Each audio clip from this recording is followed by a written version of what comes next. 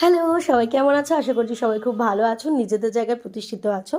আমি মেঘনা, আজকে আমি তোমাদের সঙ্গে পেয়ারা খেতে খেতে শেয়ার করতে চলেছি আমার 17ই অক্টোবর 2025-এর দিনটার পুরো মিনি ব্লগ।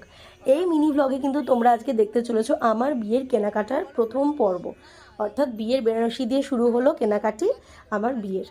তো দুবার ধরে একই কথা বললাম, বুঝতেই পারছো খুব নার্ভাস লাগছে, আবার ভয়ও লাগছে, ভালোও লাগছে, সব কিছুই অনুভূত হচ্ছে আর কি। তো প্রথমে আমরা চলে গেছিলাম বেনারসি দেখতে। যদিও প্ল্যান ছিল না সেদিনকে সে আমরা বেনারসিটা দেখবো বা পছন্দ করবো বা কিনবো, কিন্তু ওই যে বলে না, সব কিছু প্ল্যান করে হয় না, বরঞ্চ যেটা তোমাদের সঙ্গে আনপ্ল্যান্ড হবে বেশ কিছু ক্ষেত্রে দেখা যায় সেটা একদম বেস্ট ডিসিশন হিসেবে বেরোয়। আমার ক্ষেত্রে কিন্তু ঠিক সেটাই হয়েছিল। প্রথমে তো ভেবেছিলাম পছন্দ করে চলে আসবো, তারপর দেখো এত সুন্দর সুন্দর বেনারসি দেখে মানে আমার আর মনে হয়েছিল যে না, আমি আর অন্য কোথাও যাব না, আমি এখান থেকেই আমার বিয়ের কেনাকাটিটা শুরু করব। তো এখানে আমি 3টে বেনারসি নিজের জন্য পছন্দ করি, এর মধ্যে একটা আমি আমার বিয়ের জন্য বেছে নিয়েছি। তোমরা গেস করে বলো তো আমি কোন বেনারসিটা এর মধ্যে পছন্দ করেছি। এবার আসি আমার প্রেফারেন্সের কথায়। আমি আমার বেনারসি চেয়েছিলাম একদম লাল টুকটুকে কালার হবে, একদম হালকা ওজনের হবে, আর চেয়েছিলাম ছোট ছোট বুটা, যেরকম তোমরা এখানে মাঝখানে দেখতে পাচ্ছ। আমার বড় বুটার খুব একটা ভালো লাগে না।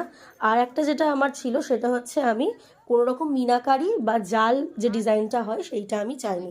তো আমার পছন্দ মতো খুব ধৈর্য সহকারে কিন্তু দাদা আমাদেরকে এই শাড়িগুলো দেখাচ্ছিলেন। আর সত্যি বলতে গেলে বিহেভিয়ার এতটাই ভালো ছিল যে মনেই হয়নি যে আমরা প্রথমবার ওখানে শপিং করতে গেছি।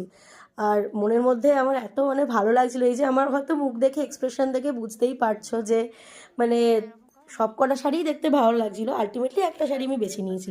তোমরা কি কখনো বিয়ের বাজার এই বেনারসি নিকেতন থেকে করেছো? ও কমেন্টে কিন্তু অবশ্যই জানিও, আর যদি না করে থাকো আমার রেকমেন্ডেশন শুনে তোমরা কিন্তু অবশ্যই একবার ভিজিট করতে পারো। আশা করছি তোমার ওখানকার কালেকশন সত্যিই ভালো লাগবে। তো এখান থেকে আমরা বেরিয়ে পড়লাম সেকেন্ড গন্তব্যের উদ্দেশ্যে। আর এখানে ইন্টেরিয়রটা এত সুন্দর ছিল যে কি বলবো, এত শাড়ি থেকে মনটা তো ভালো হয়ে গেল। যদিও শাড়ির পাশাপাশি আমি আরও দুটো জিনিস কিনে নিয়েছিলাম, একটা হচ্ছে বিয়ের ওড়না আর বিয়ের জোর। ওটার ভিডিও করে দেখালাম না, কারণ একটাই ভালো করে দেখে পছন্দ করে নিয়েছি। এবার দেখো, এবার এখান থেকে আমরা বেরিয়ে পড়েছিলাম যেটা আসলে করতে এসেছিলাম, এটা হচ্ছে বিয়ের কার্ড দেখা। কোথায় যাচ্ছিলাম বলো তো? আমরা যাচ্ছিলাম হচ্ছে বধূবরণে।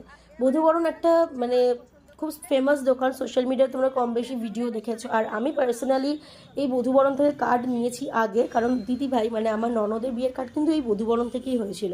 তো তোমরা এখানে কিন্তু সর্বনিম্ন 12 টাকা থেকে একদম সুন্দর সুন্দর পছন্দের ডিজাইনের একদম কার্ড পেয়ে যাবে। সেখান থেকে আমরা কার্ড পছন্দ করে নিলাম। আর দেখো আমার বিয়ের কার্ডের একটু একটু ঝলকও তোমাদের দেখিয়ে দিলাম। এরপর আমরা চলে গেলাম হাতিবাগানে। হাতিবাগানে আমার বেশি কিছু কেনাকাটির ছিল না।